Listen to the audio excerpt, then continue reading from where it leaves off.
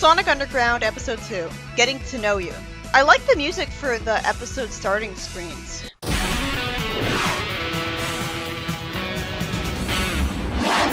So how did Sonic's mother in the narration know that Robotnik has found her kids? If she's monitoring their progress in the city to know that, why doesn't she just go up to them already and say hi? Where is she hiding? One of the bounty hunters shows humanity by saying that Sonia is pretty. Wait, how old is Sonia? How old is he? He looks a lot older than her. But it is surprising, because that's a hero and a main character. Anyway, Sonia is scared of a mere mouse, since she's a pampered rich girl. And her brothers snark about that, and the fact that she asked for the maid, saying that she'd like her breakfast now.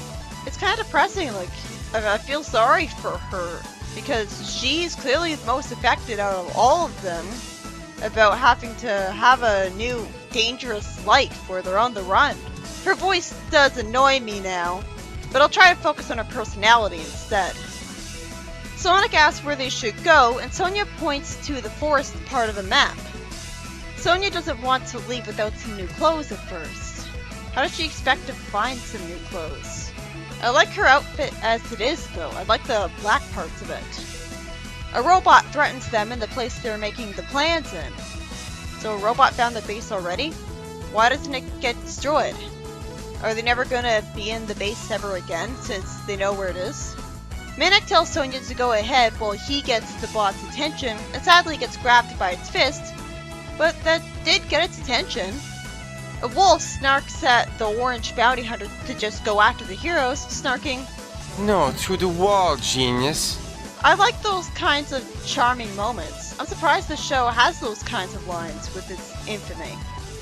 Sonic gets held over a robot with a blue light and spun around, and Manic presses some buttons to free Sonic and the robot is all frozen. I'm really confused. How'd they get out of the situation? I could understand if Sonic spin dashed and attacked with his sharp spines. This seems too easy. Sonia, meanwhile, manipulates the orange bounty hunter's crush on her, convincing him to walk down some stairs and tripping him. She then brags about the bad guys tripping down the stairs, but it turns out that was their planned escape route. I like her already. She's a proper, flawed character who could be the butt of a joke. After they're threatened by a bounty hunter, the other one comes up the stairs, and Sonic runs around with the siblings to avoid them. The orange guy really is a subversion because he looks like a typical tough guy, but he's kind of a clueless comedy relief guy. He's also got a bit of an Australian accent, which is interesting. Like, these bounty hunters are pretty surprising. They're surprisingly relatable and kind of not as threatening as I'd expect them to be, because you compare them to the bounty hunters in Fleetway, who are kind of intimidating. Sonia complains about stepping in the sewers, with Sonic snarking about it and Manic saying that the sewers are his home. I really do like that they all come from different classes in society. It provides a good basis for showing differences in their personalities, a foundation that's really easy to remember. Poor one, and rich one, and middle class one. Manic splashes his siblings with some mud from the sewers, being a typical annoying little brother, though I'm not sure how much younger he is than Sonic. And Sonia brags that she has a photographic memory, showing that she's at least got the potential to be the super smart one. I hope she makes good use of that photographic memory, and it's not just mentioned once. The brothers joke around saying cheese because of the photographic memory part, and it turns out the bounty hunters are figuring out where the heroes are going. Do they track them with heat sensors? The heroes go sit outside in the woods. Sonia complains about getting some more bread, saying, "How gourmet." And I like that Manic's a little awkward at first about admitting that he's a thief. I was, in the family business. We, moved things. Sonia is shocked about it, and when he says happily that he doesn't steal from family, she says awkwardly that she didn't mean, I guess, to offend him. This shows that she's kind of considerate like that. But seriously, why is there a woods in a world that's ruled by Robotnik? You'd think Robotnik would have destroyed the woods. Maybe even he realizes that he needs to keep at least a few forests around because trees produce oxygen. but I don't think he's ever gonna say that. So they shouldn't have this forest to hide in. Some tough guy was sent by the Oracle to train the heroes. He promptly wastes everyone's time by telling Sonic to move left and right as if he's a dancing instructor.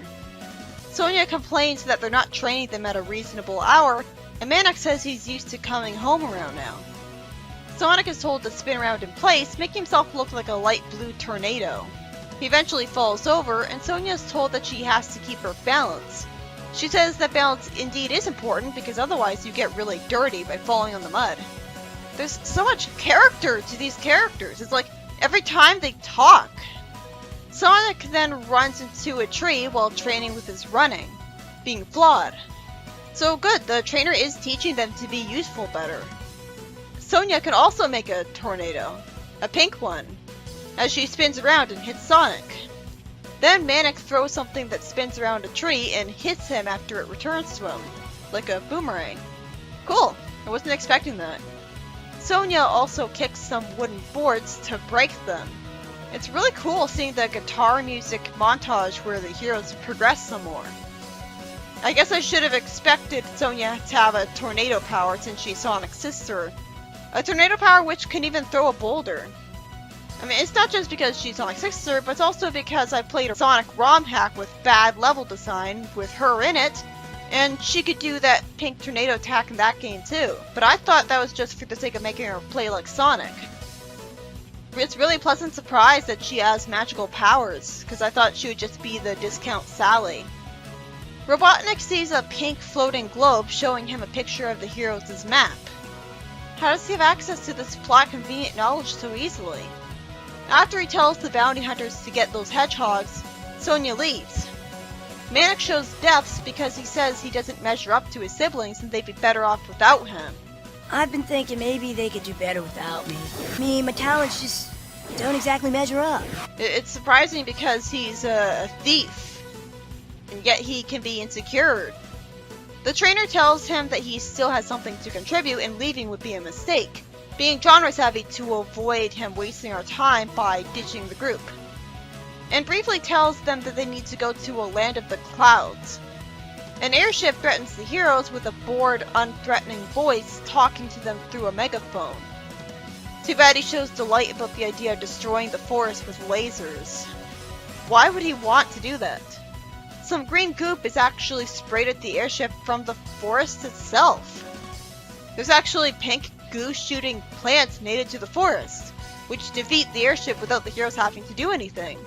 That was both convenient and a brilliant twist instead of the heroes having to fight, because nature itself beat the bad guys, like in issue 1 of Archie Sonic. Then the trainer gives the heroes a map that warps them away. We then see some people in orange cloaks walking around with a beautiful music piece playing.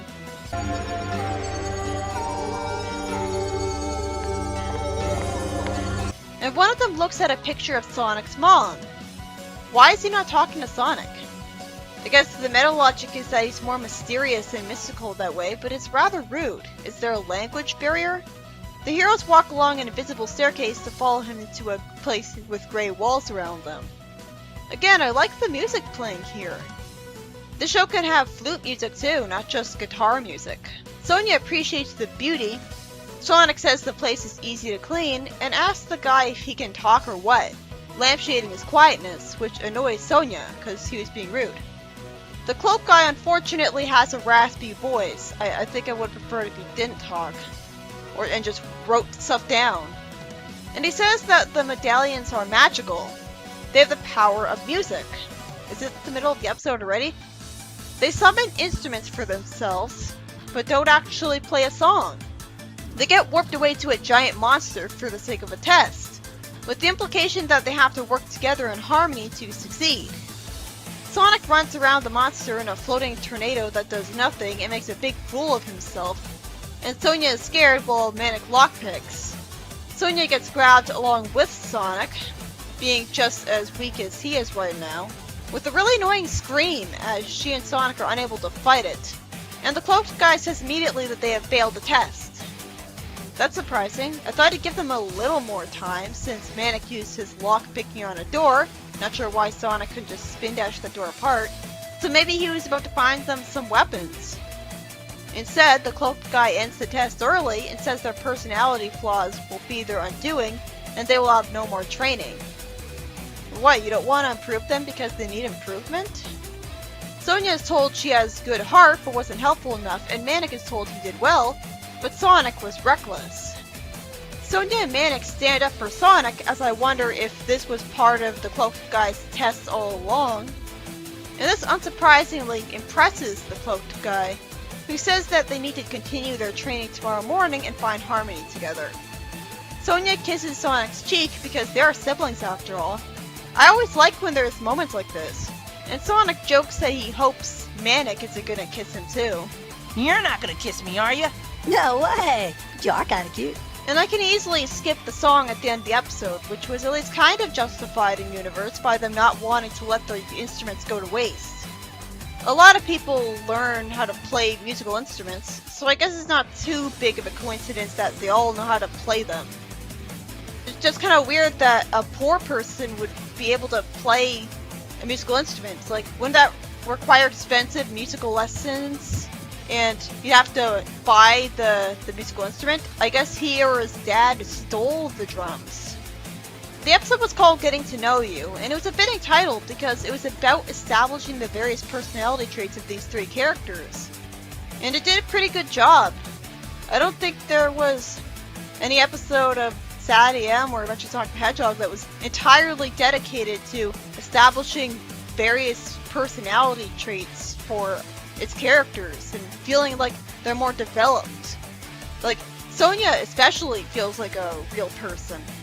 In general, the basic foundation for why these characters are who they are is that Sonia's a pampered rich girl, and Manic is a poor thief, thus he's laid back and irresponsible. Wait, isn't Sonic that too? And yet Manic is also friendly, despite being a criminal, because he has a loving father, which contrasts him from Scourge later. Sonia's definitely the one with the most to differentiate herself, because Manic is a bit too similar to Sonic. He kind of feels redundant. I like that Manic was insecure because he didn't have super speed like his siblings, and wondered if they'd be better off without them, causing the trainer to Savely discourage Manic from leaving his siblings since they might need him. And I like that Sonia at least showed promise of being useful, not just because of her surprising super speed power, but also the fact that she manipulated a bounty hunter into tripping down the stairs. That happened to be their escape route, but still, she could do something like that again. She's useful in the people skills sense. I'm kinda sick of heroes manipulating villains way too easily from Adventures of Sonic though. I hope that doesn't happen way too often. But she wasn't smug and sly about the manipulation, and the villain didn't seem extremely gullible and ridiculous about it. And like, this was the first time that he met Sonia, so I can kind of forgive it. I'm not sure why Sonic and Manic didn't tell her ahead of time this was our escape route and you can't let the bad guy trip down it. I guess they were assuming that she knew that. The plot was about a trainer from the Oracle going to train the heroes in their skills so they become more competent, doing so in the middle of the woods that still exists for some reason. Robotnik doesn't really do anything evil this episode, he just wants to find the heroes with the help of the bounty hunters again. I like that they're a more threatening feeling than Scratch and Grounder because of their designs, so it feels much more justified that they would be regular lackeys of Robotnik. But are the bounty hunters rich too? Why didn't he roboticize them? Then they'd have no free will and have tougher metal skin in case they were attacked. The whole plot was basically about the heroes being trained a little and even meeting a cloaked guy in a mysterious place who immediately reminded me of Knuckles in Season 3 Sad AM because of the cloak thing. It was a second introduction episode, basically. I respect that the show has genuine continuity right from the start. That's how it should be, and it's shocking that Sad AM wasn't the same way. It's just that it feels like kind of slow pacing when the villains didn't really do anything in the episode other than try to find the heroes and then fail. I like that there was a clever twist where the airship was defeated by the goo-spitting flowers of the forest itself, even if it came out of nowhere with no foreshadowing and confused me at first. It's just that I find there's more value in Robotnik having a special evil plan in practically every episode that they at least try to stop for the whole episode. That's what the other Sonic shows did. So I'm hoping that the show does that too, instead of having the villains' only plan to ever be go after the heroes to capture them and fail. Because that'd be boring. After all, if Robotnik was the ruler of the world already in Sad AM as well, and there he still had various evil plots that didn't necessarily involve the heroes at first. Like the time he was trying to destroy trees to make a Sonic radar somehow. And there was the time that the forest was sick, and an underground guy was angry because Robotnik poisoned some water and made a dam to a river or something. It's always good to have variety in the evil plots of the villain. And while Scratch and Grounder were always trying to capture Sonic, at least they were trying a different trap every time, so there was creativity in that respect.